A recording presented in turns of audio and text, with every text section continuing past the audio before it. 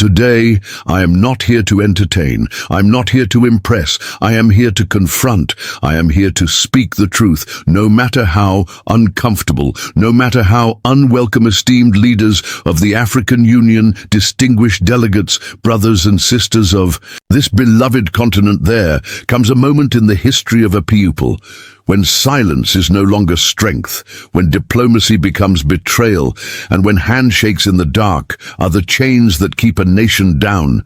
That moment is now. Wait, today I speak. On behalf of the millions of Africans whose names will never appear in these glossy reports, but who pay the price for every lie written in them. I speak for the children with bloated stomachs and empty classrooms. I speak for the mothers giving birth. On cold hospital floors, I speak for the farmers who watch foreign companies fence off the very land our ancestors died to defend.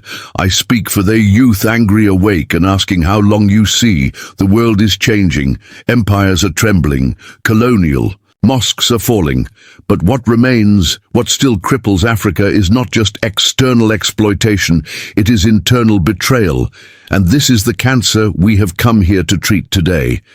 Let me say it plainly too, we cannot continue to call ourselves free while we remain mentally colonized and economically shackled.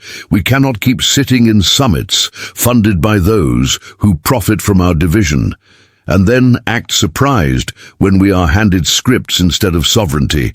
We cannot solve African problems with European solutions. We cannot beg for liberation while still drinking from the very chalice that poisoned our fathers. I did not come to ask for permission. I came to deliver a verdict. Africa will no longer apologize for saying no. No to false partnerships. No to exploitative debt traps. No to endless interference, disguised as aid. No to puppet leadership, installed to maintain foreign interests. If that offends some in this room, so be it.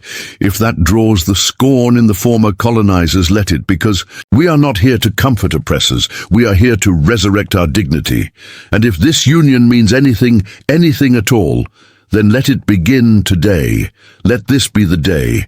Africa said no to silence, took no to exploitation, no to the illusion of sovereignty while begging for budget support. We, the people of Africa, are not poor. We are plundered. We are not Beck. We are deliberately held back, though we are not divided by faithful tribe. We are divided by those who fear what a united Africa would mean. Today in this very hall I call for a reckoning, not with Europe, not with the IMF, not even with our colonial past. I call for a reckoning with ourselves as African leaders, because no enemy outside can defeat us unless we are first defeated within. I speak to you not as a president, but as a son of the soil, a man who has seen what bullets do to children, what sanctions do to medicine, what foreign policies do to freedom. And I say this with a heart that burns. If we do not change course, the next generation will bury us, not with honor but with shame. So today let this not be another summit of smiles and speeches. Let this be the line in the sand. Let this be the start of a new African century. Let this be the moment the world hears one voice rising from this continent saying enough, the chains are off, that the truth is loud, and Africa finally is awake. No more puppets, no more chains, brothers and sisters. Let me begin with a truth so sharp, it cuts deeper than any sword. Africa has never lacked leaders, only lions. We have presidents, we have ministers, we have parliaments and constitutions, but for too long, many of them have been dressed in fine suits sewn by foreign hands. They walk proudly through golden halls while their people sleep. On dust floors, they toast with champagne at donor conferences, while their farmers drink from polluted rivers. And why? Because too many of our leaders do not serve their people, they serve their paymasters. This is not leadership. This is puppetry.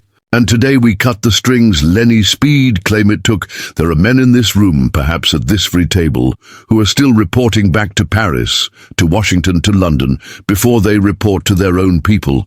There are leaders who fly abroad to sign deals their citizens will pay for with blood, sweat, and generations of debt. There are presidents who come into power through elections funded not by the people, but by foreign embassies and shadowy development partners, the Genevois resources. Gold oil land in exchange for temporary power, personal wealth and photo ops. These are the men who wear the mask of freedom while bowing to the same masters. Our ancestors died to escape.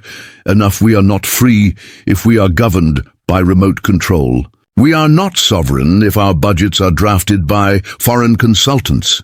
We are not independent if we must beg for the right to feed our children with our own grain, to mine our own minerals, to use our own currency. What is this, if not the refined version of slavery?